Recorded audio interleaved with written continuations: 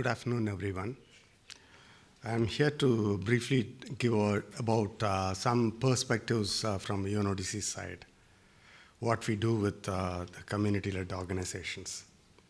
So this is what I'm supposed to be speaking about. So some of them have been discussed much more, so I'll try to focus on the important ones that needs to be said again. UNODC promotes meaningful engagement with civil society organizations and community-led organizations across the globe. Since 2013, UNODC is supporting UNODC CSO group on drug use and HIV.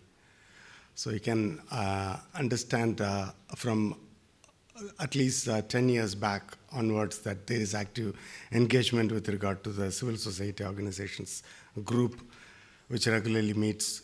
You can see one of these pictures there. That's exactly they are discussing around the Commission on Narcotic Drugs to give inputs. So this group became a very structured, group for giving, a proper support and collaboration, and also have, joint initiatives. Recently, UNODC has established a group for people who are working in prisons. We have around 39 grassroots level organizations part of this prison civil society group. So input is represented in the CSO group already, and this group also consists of people from all geographic regions.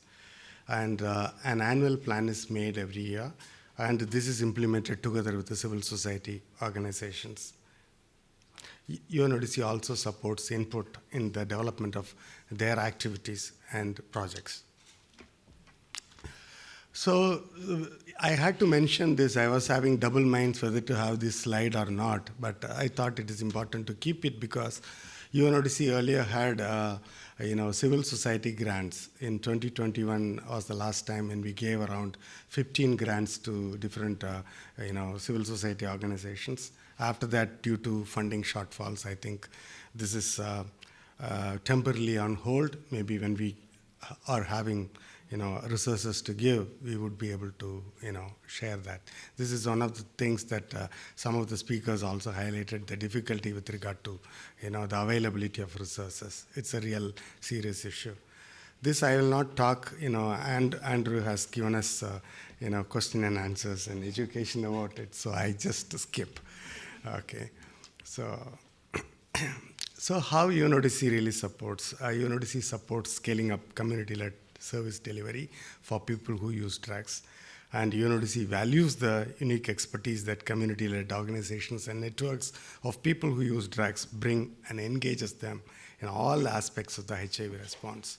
So through the UNODC CSO group on drug use, UNODC involves community-led organizations in programming the work of the global HIV programs. So our work does not come on its own. It comes with participation from the civil society organizations' priorities.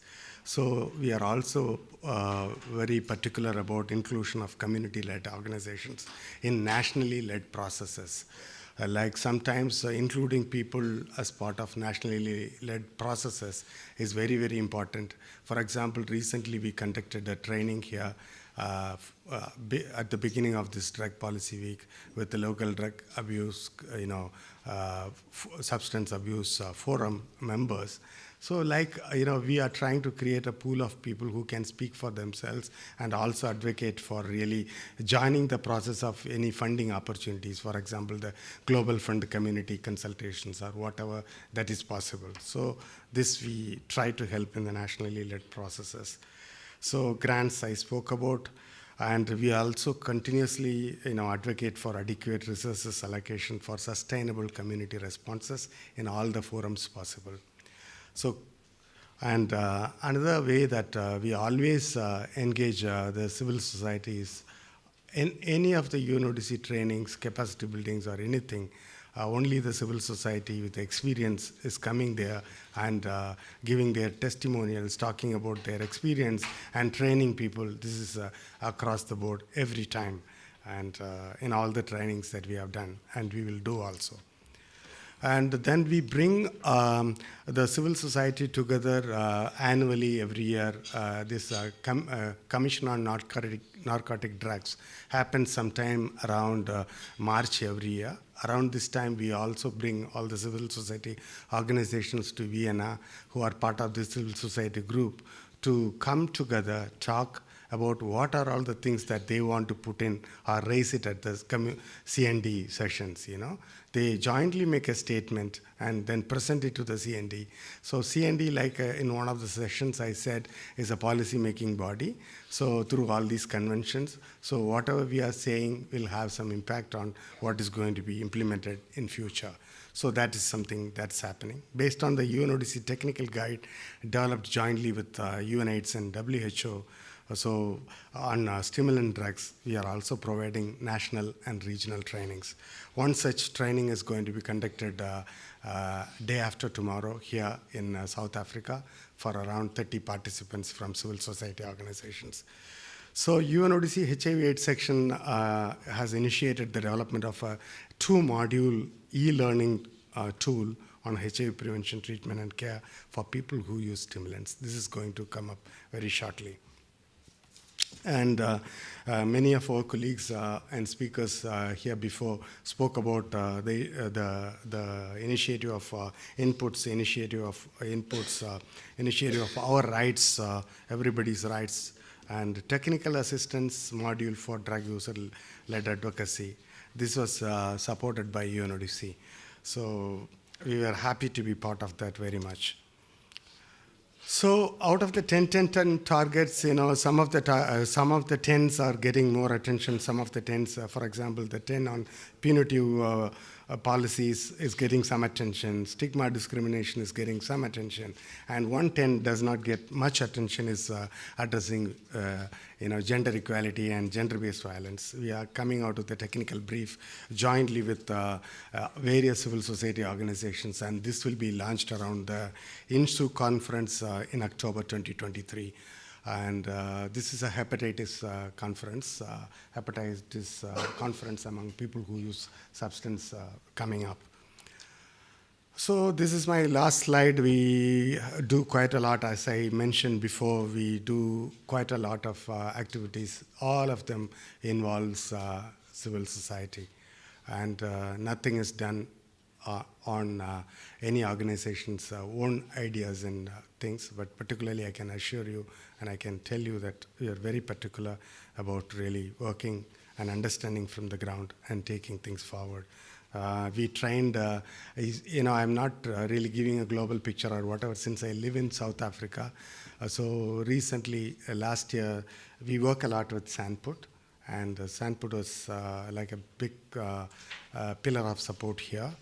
And through Sandput, we trained around 40 civil society organizations in Amajuba and Kwakwa. Recently, I was very happy to hear from, I do not know whether Ma'am Matuto is here from Department of Social Development. Okay. So she was mentioning that the government is planning to take this initiative forward, to take it to further more, advanced level trainings and all that. It's happy to know. Similarly, we did training for correctional service officers. In most of the times then when I spoke about the importance of involving people in prisons. Wherever we have programs in the community, we also would want to have them in the correctional services. So we did a OAT training through our dear friend Andrew very recently for correctional service officers in here. So that is there. Then we are also organized. One another thing that has been proved to be very useful is learning visits. So we did one learning visit for senior management from the correctional services, and one for delegation along with Global Fund and South to South Learning Network and other colleagues. We really organized one for South Africa delegation going to Kenya. We have Rita here, and I think we met her there also during our visit, and one of our friends here is there. So many people there. So these are really proving to be very useful, and it changes a lot. So, and I mentioned about this substance use forums meeting that just happened recently, and we are organizing a CSO representatives, stimulants training, master training very soon, and we also have done recently some meetings to promote collaboration between civil society, government partners, to bring together the focus of harm reduction in the country. And we also did an interdepartmental collaboration where also the civil society voice was very loudly heard and their views were respected.